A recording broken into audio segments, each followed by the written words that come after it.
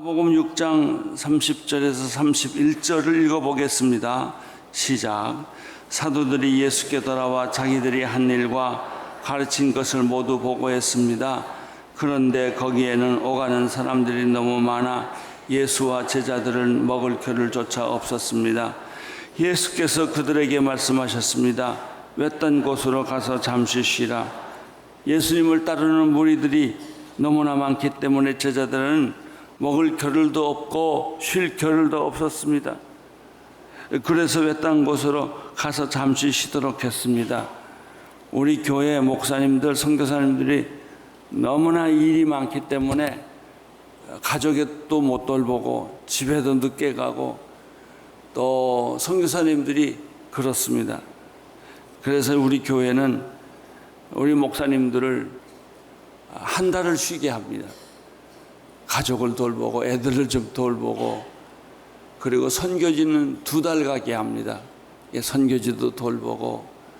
선교사들의 제일 필요는 말할 상대가 없다는 거예요. 혼자서 그 황량한 곳에서 선교지에서 일들을 하기 때문에 나중에는 지치고 피곤하고 무슨 문제가 생기면 상담할 사람이 없는 거예요.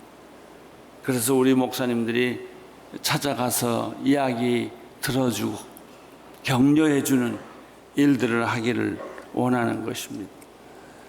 예수님과 예수님 제자들도 너무 많은 사람들이 몰려오기 때문에 좀 쉬기를 원했는데 먹을 겨를도 쉴 틈도 주지를 않습니다. 아마 마치 이런 것 같아요. 밥을 좀 먹으려고 그러면 주변에 사람들이 뺑 둘러서서 보고 있는 거예요. 그 밥이 넘어가겠습니까? 들것에 환자를 들고 온 사람, 아파서 신음하는 사람들, 이 모든 사람이 밥 먹는 걸 구경하는 거예요.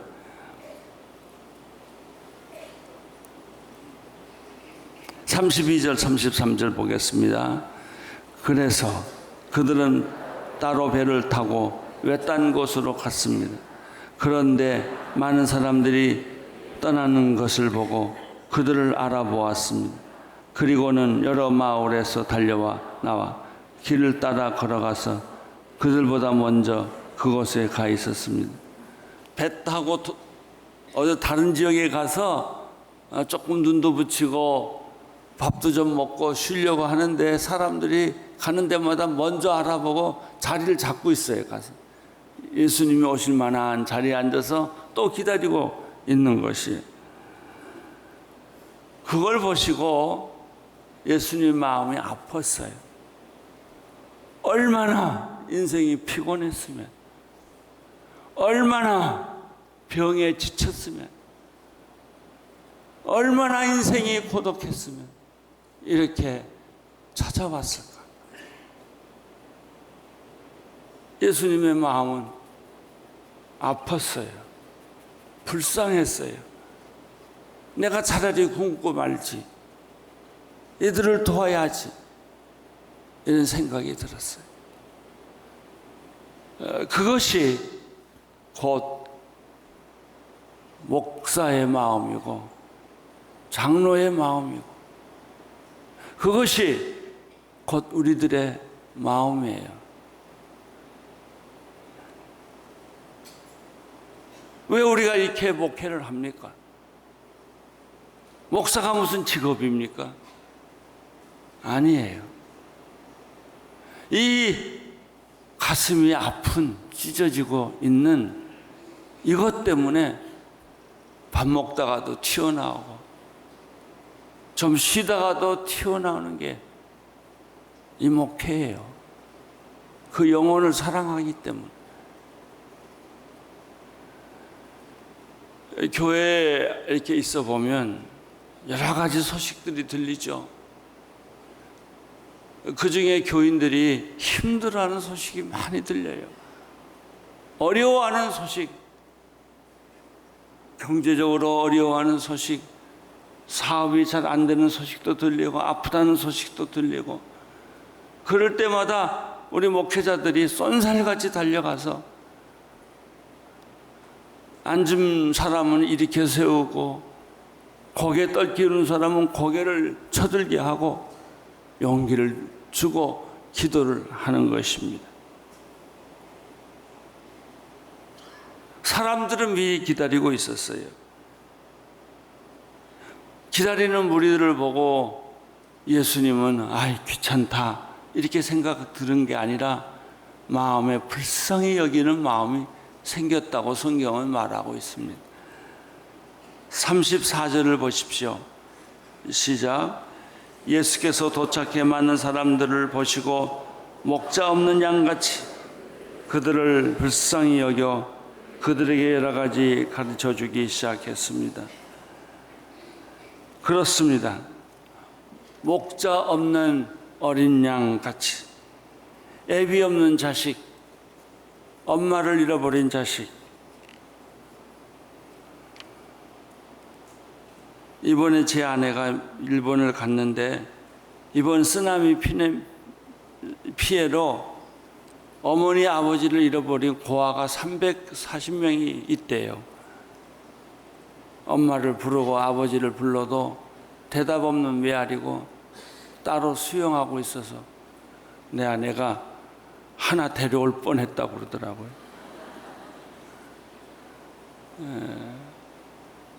그래요. 목자 없는 양같이 어머니를 잃어버린 고아같이 그런 사람들이 많아요.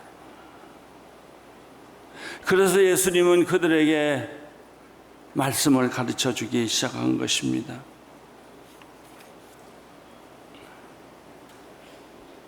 예수님도 예수님의 제자도 거기 모인 사람도 날이 저문 걸 잃어버렸어요.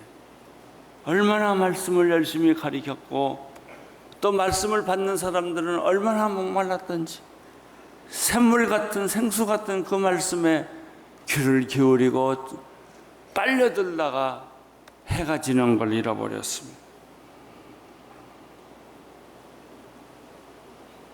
날이 저물었어요. 저녁이 됐어요.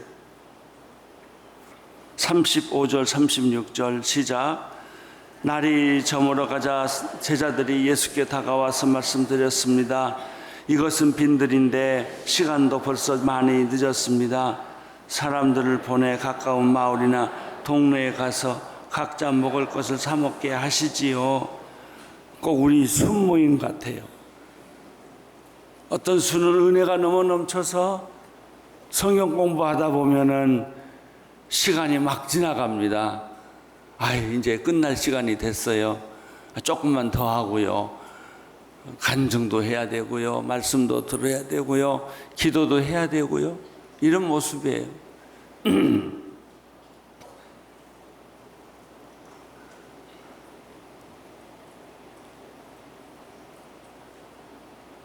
예수님의 제자들의 생각은 아이고 큰일 났습니다. 여기 남자만 5,000명 이상 모였는데 그렇게 계산하면 여자들과 아이들까지 합하면 2만 명이 넘을 거예요. 이 수많은 무리들이 해는 어두워졌고 저녁이 돼서 배가 고프는데 어디 가서 저녁을 먹이나. 여기는 빈들인데 사 먹을 데도 없고 저녁 먹일 데가 없다는 것이죠. 그것은 제자들의 당연한 염려요 고민입니다.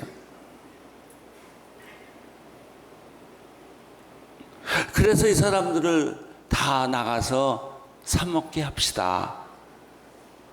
제자들의 수준입니다. 제자들의 아이디어는 상식적이고 합리적인 것이죠. 그것이 우리들의 수준입니다. 이거 빨리 흩어지게 해서 밥을 먹입시다 하는 거예요. 그러나 예수님의 생각은 달랐어요. 예수님의 생각은 당연하지만 엉뚱한 말을 하셨어요. 너희가 먹을 것을 주어라. 이 얼마나 황당한 말입니까? 37절 읽어주세요. 시작. 그러자 예수께서 대답하셨습니다. 너희가 그들에게 먹을 것을 주라. 제자들이 예수께 말했습니다.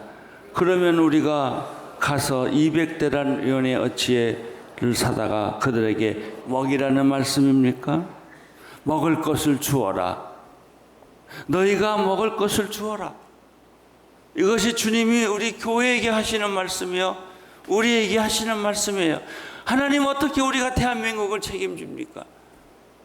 하나님, 어떻게 우리가 이 가난의 문제를 책임집니까?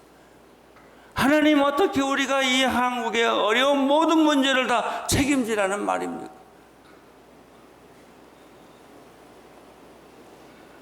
이건 경찰이 해야 되고, 이건 검찰이 해야 되고, 이건 정부가 해야 되고, 다 해야 되는데 우리가 그거 어떻게 합니까? 우리는 그렇게 말합니다. 모든 책임은 다 정부가 져야 합니다. 이렇게 말합니다. 주님의 생각은 달라요. 내가 해라, 너희가 해라. 그러니까 제자들이 황당하고 두렵고 놀란 거예요. 아니, 어떻게 그런 일을 우리가 합니까? 여기는 빈들이고 가게도 없고 뭐고 사 먹을 데도 없고, 또 있다 한들 이 사람들을 다 먹이려면 200데나리온의 돈이 필요한데 그 돈을 어디서 구합니까? 여기서 제자들의 생각과 예수님의 생각의 차이가 나타납니다. 우리들이 신앙생활을 열심히 하다 보면 이 두 생각의 차이에 가운데 우리가 끼어 있는 걸 봅니다. 내가 내 상식, 내 경험, 내 수준의 삶에서 예수를 믿으려면 간단해요. 그저 교회 나오고 적당히 헌금하고 적당히 남 도와주고 아무 갈등 없이 사는 거예요. 그냥 남이 하는 대로, 세상이 하는 대로 줄 같이 서고. 그럼 뭐 갈등할 게 있어요? 장사해서 먹을 거 먹고 내 가족 돌보고 아무 걱정 없죠. 그런데 예수님이 하시는 말씀은 아니에요. 그런 게 아니라고요. 내가 먹을 것을 주어라. 이런 영적 부담을 갖는 거예요. 여러분, 어떻게 대한민국의 아시아를 책임질 수 있겠어요? 내가 그렇게 하라.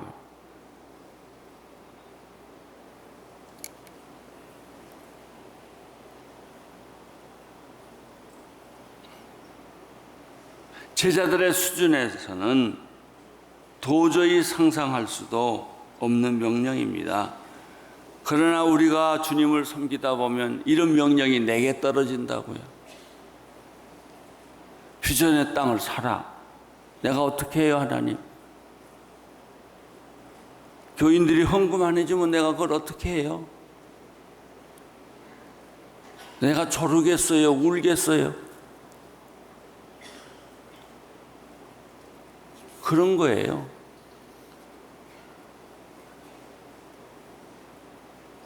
너는 동남아시아를 책임져라. 일본을 책임져라. 주님, 일본 사람들이 예수 안 믿으면 내가 그걸 어떻게 해요? 그래도 주님이 주시는 불타는 마음이기 때문에 제가 그 생각을 꺼버리려고 물도 뿌려보고 잊어버리려고도 하고 안 돼요. 잠만 자면 그 생각이 나요. 그 불이 자꾸 타오르라. 그래서 우리가 일본에 러브 소나타를 14번이나 갔잖아요. 이 병약한 몸을 이끌고 하잖아요. 이 두 가지 사이, 하나님이 하시는 명령, 우리들의 조건, 그 사이에 있는 거예요.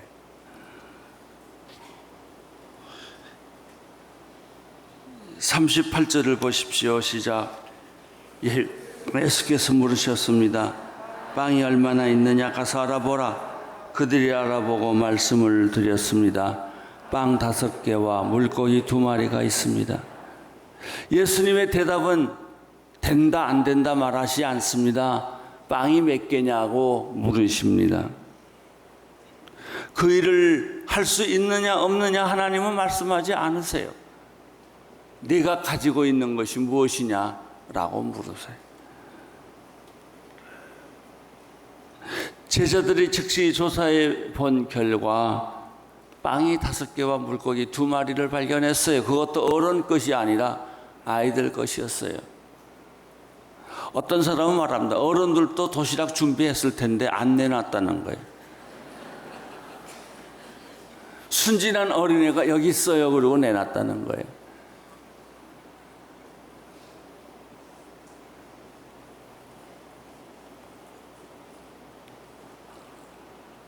예수님은 어린아이의 빵 5개와 보리떡 2마리, 그것이 5,000명하고 무슨 상관이 있어요?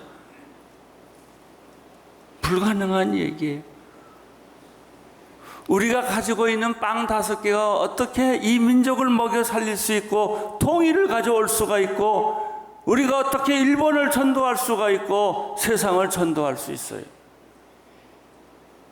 우리가 가지고 있는 것은 빵 5개인데, 그런데 주님이 그 다음에 놀라운 행동을 하세요. 사람들을 질서정연하게 재배치해서 앉히라 이거예요. 대중들도 그래요. 무엇을 보고 누구를 믿고 시키는 대로 앉았을까요? 뭘 봐야 좀 그룹 떡이라도 쌀가마니라도 잔뜩 쌓여 있어야 50명, 100명 단위로 줄 세워서 앉히려니까 그 사람들이 다 순종했다는 거예요. 39절, 40절 보십시다. 시작. 그러나 예수께서 사람들을 모두 풀밭에 무르지어 앉히라고 제자들에게 지시하셨습니다. 그래서 사람들은 100명씩, 50명씩 무리를 지어 앉히었습니다. 여러분 같았으면 예수님의 이러한 명령에 순종하시겠습니까? 만약 그렇다면 아무 일도 안 일어난다면 어떻게 하시겠어요? 41절 읽어주십시오. 예수께서 빵 5개와 물고기 2마리를 들고 하늘을 우러러 감사 기도를 드린 후 빵을 떼셨습니다. 그리고 제자들에게 주로 사람들 앞에 갖다 놓으라고 하셨습니다. 예수께서는 물고기 2마리도 그들에게 모두 나누어 주셨습니다. 이때 예수님이 하신 일이 무엇입니까? 첫째, 빵과 고기를 들고 수많은 청중들은 다 줄지어 앉아 있습니다. 그룹별로 앉아 있습니다. 예수님 첫째 빵과 고기를 들고 하늘을 우러러 감사기도 드렸다는 것이죠. 예수님의 기도를 잠깐 보세요. 기적을 일으켜달라고 기도하지 않았어요. 기적은 이미 있었어요. 기적은 이미 왔어요. 예수님은 그걸 보신 거예요. 그래요. 내 눈에는, 내 마음에는 기적은 이미 왔어요.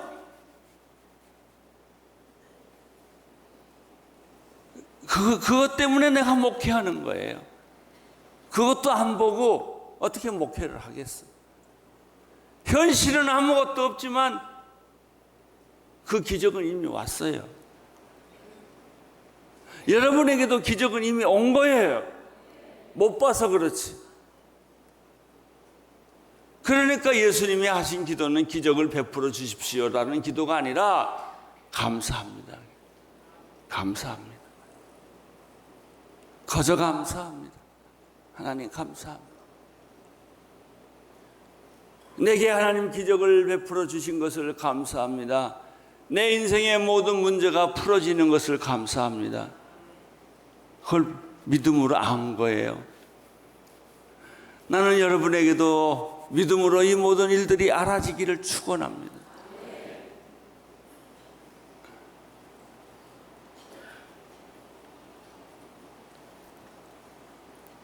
두 번째, 예수님이 빵을 떼셨어요.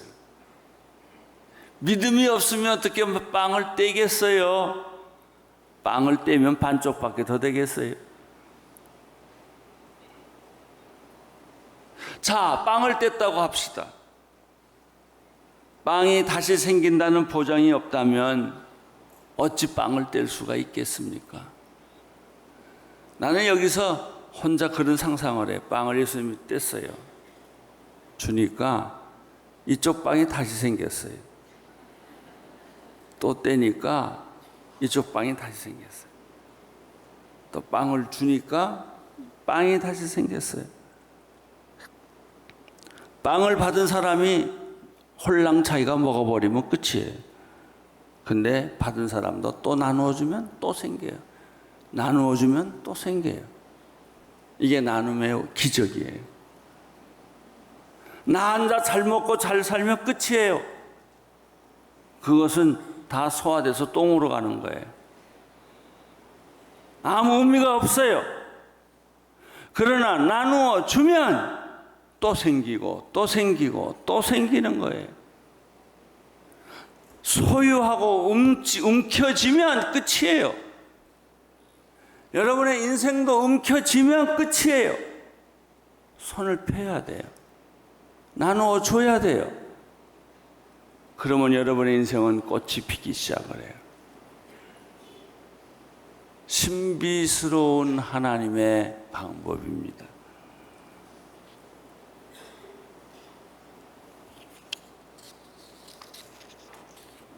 셋째, 예수님은 감사기도 하시고 빵을 떼시고, 세 번째, 빵을 나누어 주라고 말씀하셨습니다. 빵의 기적이 일어나기 시작한 것입니다. 기적은 나눔의 열매를 맺습니다. 나눔의 열매는 또 하나의 기적을 만들어내는 것입니다. 여러분, 이것을 우리 교회가 경험해 보자는 것이죠. 예수 믿는 것이 말만 하고 머리로만 이해하는 것이 아니라 내 가슴으로, 내 삶으로 이것을 경험해 보자는 것이죠. 주면 내가 없어지는 것이 아니라 또 하나의 내가 생긴다는 거예요. 또 하나의 기적을 만든다는 거예요. 이게 교회예요. 이것이 그날 밤에 생겼던 사건이에요. 결과가 어떻게 됐어요?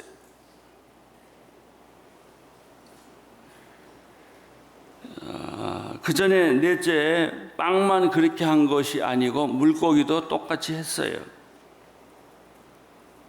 결과가 어떻게 됐을까요? 22절, 42절에서 44절까지 시작. 사람들은 모두 배불리 먹었습니다.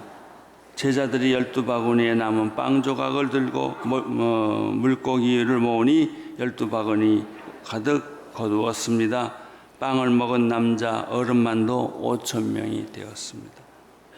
첫째, 사람들이 배불리 먹었다는 거예요.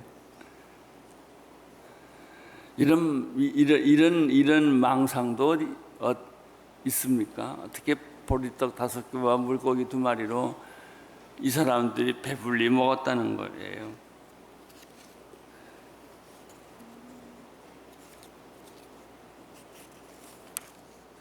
배부르다는 말은 무슨 뜻일까요? 행복하다는 말.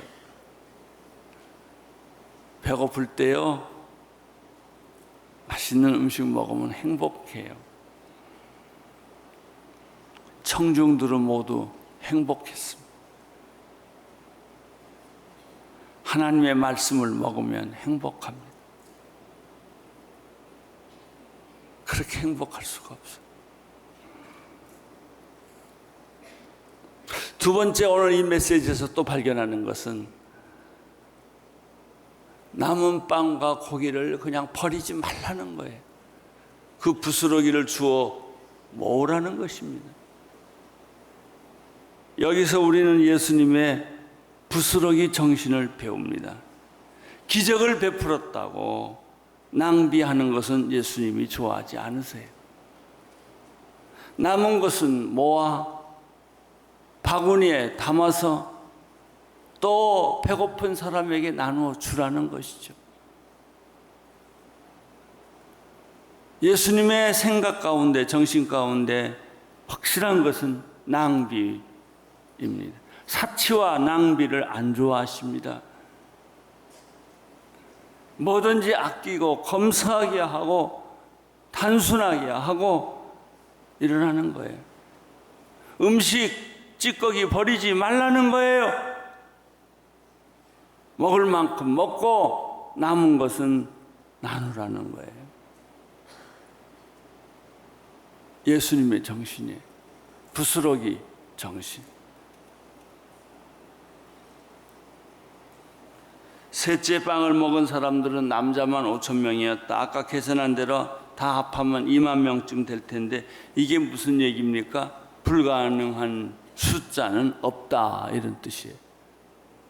불가능한 숫자는 없다.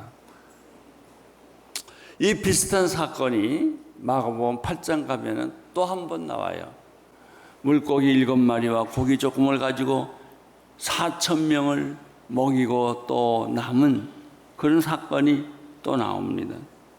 비슷한 사건이기 때문에 다음에 8장에서 공부할 내용을 먼저 같이 이것을 합해서 오늘 말씀을 나누겠습니다. 그런데 이런 놀라운 영적인 사건 앞에서 항상 초치는 사람도 있어요. 바리새인들이. 믿음을 가진 사람들은 믿음의 기적을 보겠지만 믿음을 가지지 않는 사람들은 아무것도 보지 못합니다. 교회를 나와도 어떤 사람은 날마다 기적과 축복 속에 사는 사람이 있고 아무리 나와도 아무것도 얻지 못하고 가는 사람이 있어요. 그냥 기분만 나빠요. 몇 가지를 적용하고 싶습니다. 첫째, 하나님은 지금도 기적을 일으키신다. 믿는 사람에게는 믿는 만큼 기적이 일어난다. 안 믿는 사람에게는 안 믿는 만큼 아무 일도 안 일어난다. 국물도 없다. 없어요. 그냥 피곤해요. 그러나 겨자씨만한 믿음이 있으면 엄청난 일들을 너는 보게 될 것이다. 기적은 지금도 있다.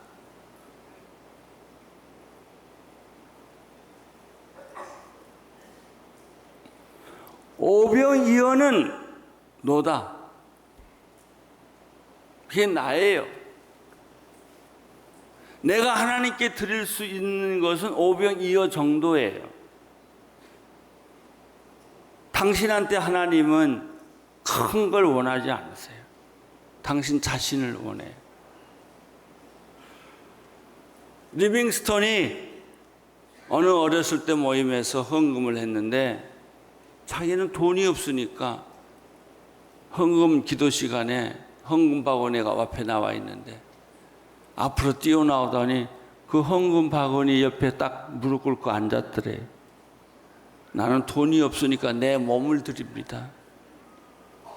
자기를 드렸대요. 여러분, 오병이어는 여러분이에요. 여러분은 무슨 돈이 있으세요? 여러분이 하나님께 드릴 게 뭐가 있으세요? 그러니까 여러분의 시간 드리고 여러분의 돈 드리고 여러분의 체주 드리세요. 그게 여러분의 오병이어예요.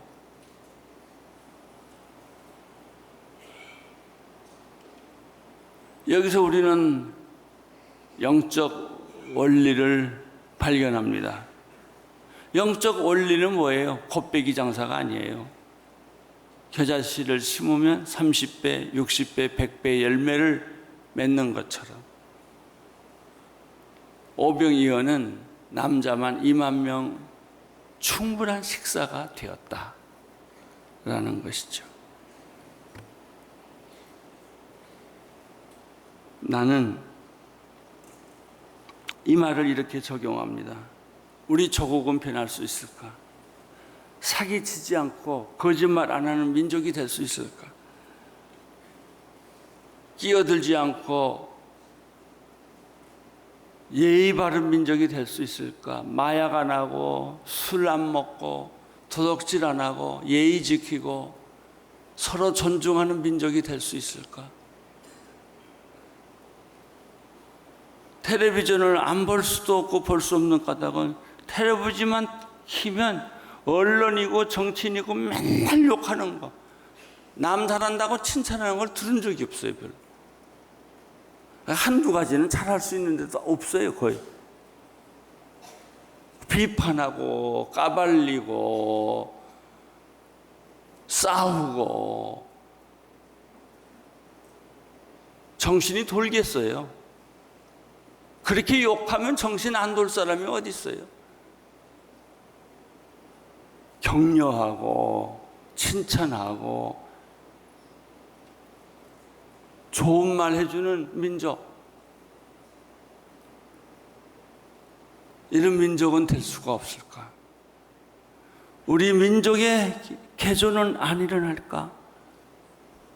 저는 그런 꿈을 꿔요. 국민의 전체적인 동의가 있어야 되겠지만 우리 국민의 예산의 11조를 하나님께 드릴 수는 없을까?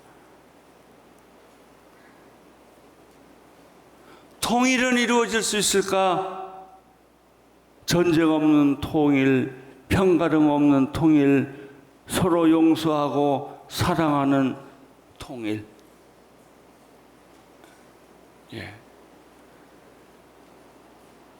북한이 하루아침에 어린 양같이 변할 수는 없을까?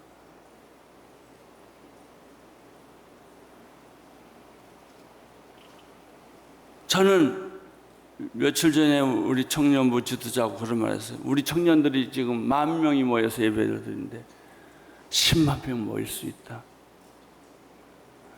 왜 오늘의 교회가 새로운 공간이 필요한가? 우리 청년들이 10만 명 모여야 되기 때문에. 그럼 10만 명을 모일 공간이 필요해요.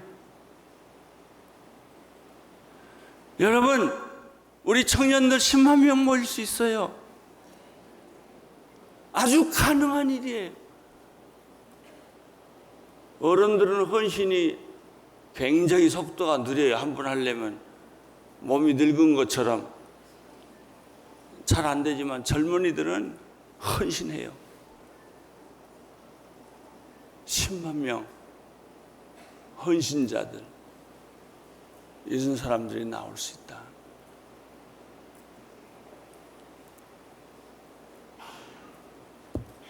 오늘 메시지의 요점은 하나님은 당신의 헌신을 기다리고 있다. 하나님은 지금도 기적을 일으키신다. 우리는 이 기적과 환상을 보면서 나간다 하는 것입니다. 하나님의 축복이 여러분 모두에게 함께 하시기를 축원합니다.